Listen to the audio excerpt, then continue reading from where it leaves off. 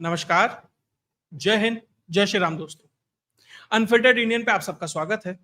आगे बढ़ने से पहले आप सबसे रिक्वेस्ट है, वीडियो को लाइक कीजिए, चैनल को सब्सक्राइब कीजिए और शेयर करना मत भूलिएगा। जब जगदीप धनखड़ ने उपराष्ट्रपति पद से इस्तीफा दिया, तो विपक्ष को ऐसा लगा जैसे उसके हाथ संजीवनी लग गई। अब इस मुद्दे का इस्तेमाल कर एक दूसरा नया सत्यपाल मलिक उनके हाथ लग गया है, जिसका इस्तेमाल कर एनडीए के लिए असहज स्थिति क्रिएट की जा सकती है, लेकिन वो सफल नहीं हुए। फिर उपराष्ट्रपति पद का चुनाव आता है। उससे एक हफ्ता पहले से जितना भी खैराती मीडिया वर्ग है, खासकर ये जो यूट्यूबर्स हैं, उन्होंने एक माहौल बनाना शुरू कर दिया कि भैया जो चंद्रबाबू नायडू है वो चाहकर भी एनडीए के कैंडिडेट को वोट नहीं दे पाएंगे, क्योंकि इंडिया अलायंस का तो जो कैंडिडेट है वो तो आंध्र प्रदेश से आता है। तो उन्होंने ऐसा माहौल तैयार कर दिया कि 9 तारीख को वोटिंग होगी, 10 तारीख को बीजेपी की सरकार गिर जाएगी और 11 तारीख को राहुल गांधी प्रधानमंत्री पद की शपथ ले लेंगे। लेकिन ऐसा तो कुछ होने वाला नहीं था, ना हुआ ना होने वाला था। बहुत से प्लेटफॉर्म्स चुनाव से पहले जब मुझे इनवाइट कर रहे थे तो मुझसे पूछते थे कि कौन बनने वाला है। मेरा उनसे सवाल होता था, यहां सवाल ये नहीं है कि कौन बनने वाला है, सवाल ये है कि क्या इंडिया अलायंस जितना नंबर उसके पास है उसे बचा पाएगा कि नहीं बचा पाएगा। यहां असली लिटमस टेस्ट था राहुल गांधी की लीडरशिप का। निश्चित तौर पर वो उसमें फेल हो गए। देखिए, अब सवाल ये नहीं है कि किसको कितना नंबर आया, वो तो सबको पता है कि 315 इंडिया अलायंस के पास थे, 300 आते हैं, इनके पास 427 थे और ये 452 तक पहुंच जाते हैं। लेकिन खेल यह है कि किसने क्रॉस वोटिंग की, किसने धोखा दिया, कौन वो था जिसने पाला बदला। और जो अंदर से खबर निकल के आ रही है वो बहुत इंटरेस्टिंग है। आपने देखा होगा कि जब दो टीमों का क्रिकेट मैच होता है, एक टीम जीत जाती है वो सेलिब्रेट करती है। एनडीए वही कर रही है।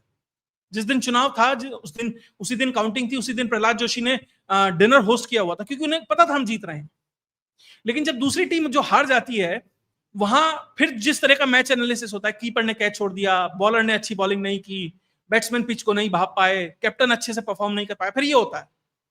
वही हो रहा है इंडिया अलायंस के अंदर। अभिषेक बनर्जी ये कह रहे हैं कि भैया हमारे 41 सांसद हैं लोकसभा और राज्यसभा मिलाकर, हमारे तो सारे इंटैक्ट है, हमारी तरफ से कोई दिक्कत नहीं है, कोई लीकेज नहीं है, कोई क्रॉस वोटिंग नहीं है। इस चुनाव में महत्वपूर्ण क्या है, तो बैलेट से चुनाव होता है, गोपनीय तरीके से चुनाव होता है। और दूसरी चीज, इसके अंदर आप व्हिप जारी नहीं कर सकते, यानी कि कोई कहीं भी अंतरात्मा की आवाज सुनकर वोट कर सकता है।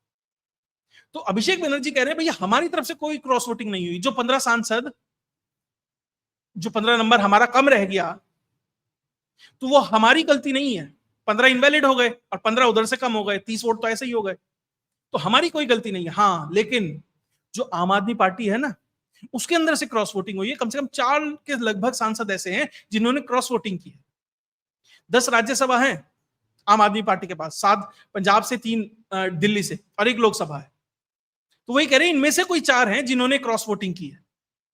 ये उस आम आदमी पार्टी के लिए कह रहे हैं जहां ममता बनर्जी और अरविंद केजरीवाल किस तरीके से मंच साझा करते थे, और इन दोनों ने यह भूमिका तय की कि इंडिया अलायंस का नेता राहुल गांधी ना बन सके।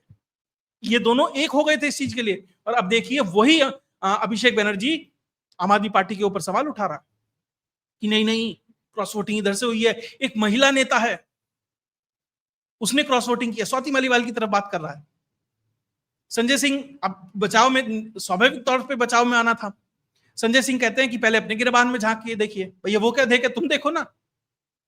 खबर तो ये आ रही है कि स्वाति मालीवाल के साथ और भी लोग हैं जिन्होंने क्रॉस वोटिंग की है। और स्वाति मालीवाल के लिए तो उनकी एक प्रवक्ता है आम आदमी पार्टी की, प्रियंका कक्कड़, वो खुद कह रही थी कि एक महिला नेता है जो पार्टी से खुश नहीं है, उनकी हम गारंटी नहीं ले सकते, लेकिन बाकियों ने क्रॉस वोटिंग नहीं की है। खबर तो हरभजन सिंह की भी है। और खबर तो यह भी निकल के आ रही है कि जो राघव चड्ढा हैं, देखिए राघव चड्ढा पंजाब तब नहीं जाते जब अरविंद केजरीवाल या भगवंत मान दौरा कर रहे होते हैं या उस जंगे होते हैं। जब वो पंजाब से चले जाते हैं, एक हॉस्पिटल में एडमिट हो जाता है, एक आपका गुजरात चला जाता है, तो उस समय वो व्यक्ति वहां पर जाता है और अपनी सांसद निधि से 3 करोड़ रुपए देके आता है। तो खबर तो उनके लिए भी है। देखिए, पुष्टि कोई नहीं कर सकता, लेकिन जिस तरीके से इंटरनल तरीके से चीजें निकल कर आ रही हैं, जानकारी सामने आ रही है, तो स्वाति मालीवाल हो सकती है, लगभग निश्चित माना जा रहा है। उसने तो एक तरीके से समर्थन की, एक तरीके से अंदेशा जताई दिया था कि हाँ, मैं एनडीए के कैंडिडेट के लिए समर्थन करूंगी। राघव चड्ढा, बहुत से ऐसे नाम हैं जिनको अरविंद केजरीवाल ने कहा होगा ना, राज्यसभा छोड़ो, वकील साहब आएंगे। तो इस पूरे के पूरे चुनाव में हर पार्टी में से किसी ना किसी ने अपना इंटरनल स्कोर सेटल किया।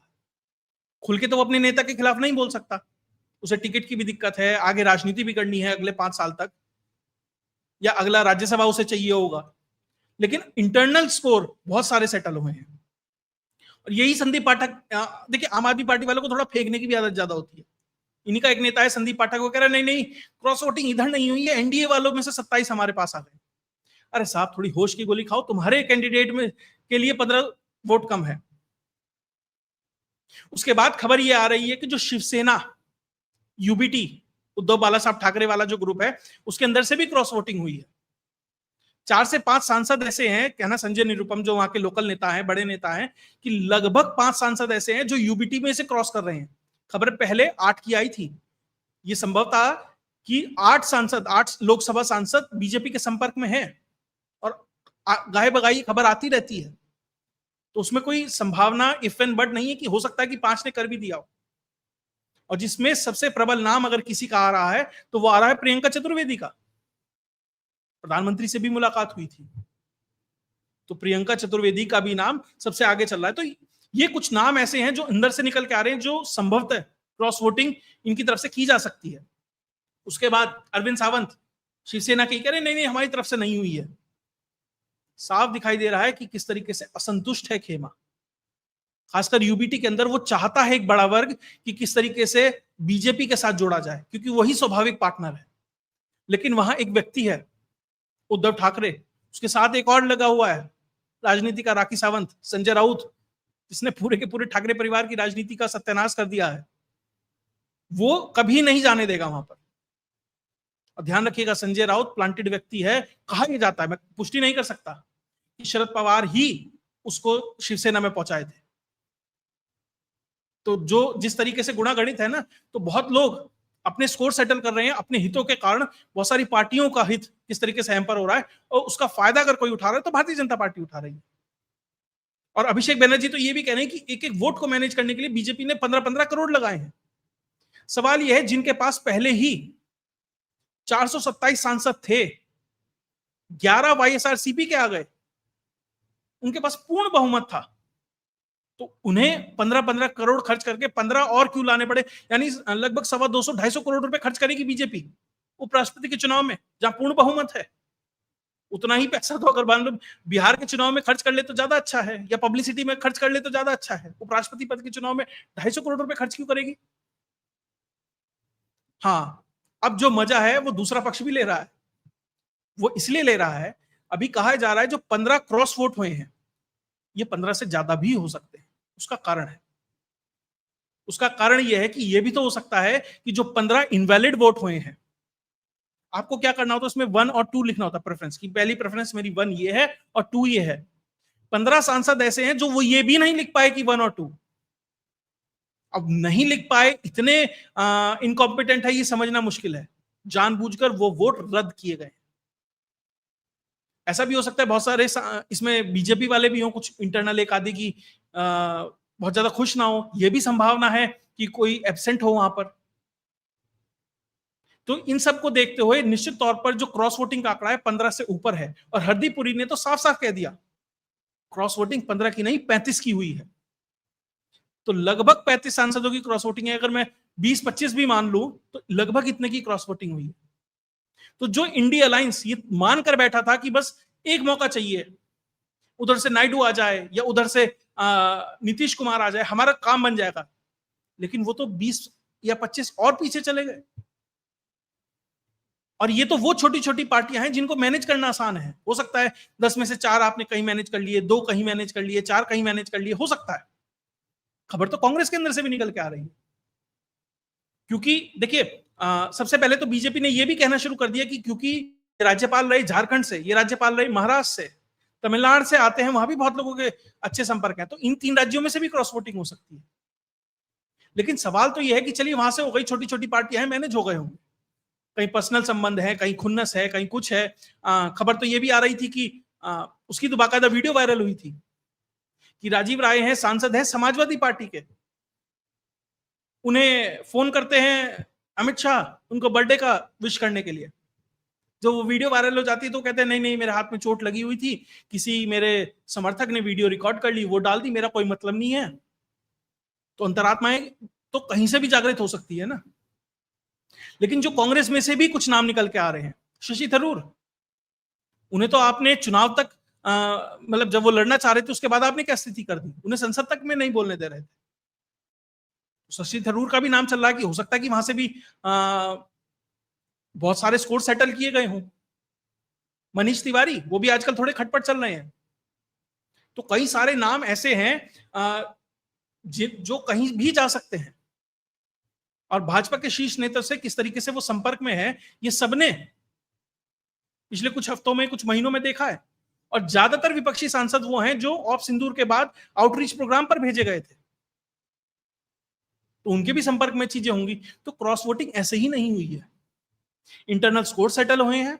बहुत लोग चाहते हैं जहां अपना राजनीतिक भविष्य खत्म हो रहा है कि हम दूसरी तरफ जाए जहां बेहतर उन्हें भविष्य दिखता है, कि शायद उनको ऑब्लाइज करने के लिए, दिखाने के लिए कि देखिए हमारी आपकी तरफ है एलिजियंस, तो शायद उस तरीके से वोट हुए। तो निश्चित तौर पर जो ये 15 क्रॉस वोट है, इससे कहीं ज्यादा क्रॉस वोटिंग हुई है।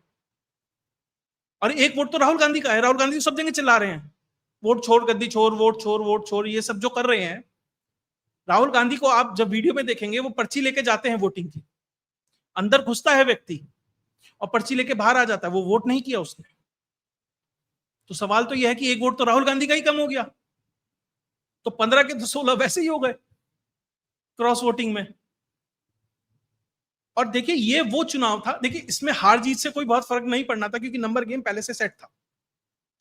लेकिन यहां से अगर आप मैनेज करते, बीआरएस की 4 सीट थी, आपकी बीजेडी की 7 सीट थी, श्रोमणी अकाली दल की 1 सीट थी, लगभग 12 वोट तो यही हो गए। अगर कांग्रेस इन 12 वोट को मैनेज करती, 15 वोट अपनी वो मैनेज करती, इंडिया अलायंस, बीजेपी या छोटे छोटे दल हैं जो बीजेपी के संपर्क के दल हैं उनको करती, और 25-30 वोट कम से कम 27 तो यही हो गए, कम से कम 30-35 अगर वोट और वो सिक्योर कर लेती, तो आप देखिए क्या मैसेज जाता। वो इस मैसेज को लेकर जाते कि धीरे धीरे एनडीए अलायंस जो है, अंदर से ही विश्वास खत्म हो रहा है उसी के साथियों का। वो मोदी हो, अमित शाह हो, उनकी क्रेडिबिलिटी के लिए, उनकी इलेक्टोरल पॉलिटिक्स के लिए एक तरीके से वो बड़ा मैसेज तैयार किया जा सकता था। लेकिन अब तो उल्टा हो गया कि भैया अब तो बीजेपी ये सब मैसेज देने में कामयाब है कि देखिए इनके लोग हमें दे रहे हैं वोट, इसका मतलब इनका तुक्का लग गया। इसका मतलब कि भैया इन्होंने एक फेक नैरेटिव फैलाया जिसकी वजह से इनकी वोट आ गई हैं, सीटें आ गई हैं, लेकिन अब इनके ही साथी इनके साथ सहज नहीं है और वो हमारे साथ आना चाहते हैं। या वो एक ऐसा व्यक्ति जो जिसके ऊपर नक्सलवाद का आरोप लगता रहा है कि उसके लिए कहीं ना कहीं, मैं ये नहीं कह रहा कि डायरेक्ट इन्वॉल्व थे, लेकिन उस जिस तरह के जजमेंट दिए गए उन पर सवाल उठते रहे। तो अब सवाल ये, बीजेपी नैरेटिव ले जाने में कामयाब रहेगी कि देखो हम तो पहले ही कह रहे थे कि इस तरह का टेंटेड इतिहास है, कांग्रेस समर्थन किया, वही नैरेटिव लेके जाएगा। बिहार में देखिए जो मास्टर कम्युनिकेटर है मोदी, किस तरीके से इस्तेमाल करेगा इन चीजों का। और राहुल गांधी बस एक चीज चिल्लाएगा, वोट छोड़, गद्दी छोड़। जो टूल किट है ना, आजकल म्यांमार से आई है टूल किट, पता लगा है, कोई महिला पत्रकार है एक बड़े न्यूज चैनल की, उसने वो टूल किट तैयार की है, वो प्रोवाइड की है, उसके टेक्निकल डिटेल्स निकल कर आए हैं, वो एक्टिवेट हुई है। तो उसी टूल किट में सब कुछ निकाल के लाने का प्रयास होगा कि किस तरीके से इस नैरेटिव को दबाया जाए। लेकिन जो भी है, चुनाव था, इजीली मैनेज हो सकता था, इजीली बेहतर परफॉर्म किया जा सकता था। अब तो बस वो सुप्रिया सिन्हा तो जयराम रमेश यही ट्वीट कर रहे हैं कि देखिए हमें 40% वोट मिल गए। अरे भैया तुम्हें तो वो अंक गणित है, मिलना ही था। बात यह है तुम्हें तो 45-46% मिल सकते थे, वो 5-6% कहां गए? तुम्हारा जननायक उसको भी मैनेज नहीं कर पाया। तो इतने बड़े बिहार में करोड़ों वोट, कई सौ सैकड़ों कैंडिडेट, इतना बड़ा चुनाव, फिर राष्ट्रीय स्तर पर किस तरीके से चीजें मैनेज की जाएंगी? तो सवाल तो निश्चित तौर पर उठता है। इसलिए क्रॉस वोटिंग निश्चित तौर पर हुई है, 15 से ऊपर हुई है, अक्रॉस ज्यादातर लगभग सभी दलों के बीच में से हुई है। इसलिए इंडिया अलायंस के अंदर और ही आरोप प्रत्यारोप लग गया है। सुप्रिया सुले अलग कह रही है, अभिषेक बनर्जी अलग कह रहा है, यूबीटी अलग है, शरद पवार अलग है, आम आदमी पार्टी अलग। तो ये बिखरा हुआ परिवार स्पष्ट रूप से सामने आ गया, साफ दिखाई दे रहा है कि कौन एक है, कौन बटा हुआ है। और किस तरीके से आने वाली राजनीति अब आगे चलने वाली है, ये साफ संदेश इस एक छोटे से चुनाव से आया। अगर आपको विश्लेषण अच्छा लगा तो वीडियो को लाइक कीजिए, चैनल को सब्सक्राइब कीजिए और शेयर करना मत भूलिए। जय हिंद, जय भारत।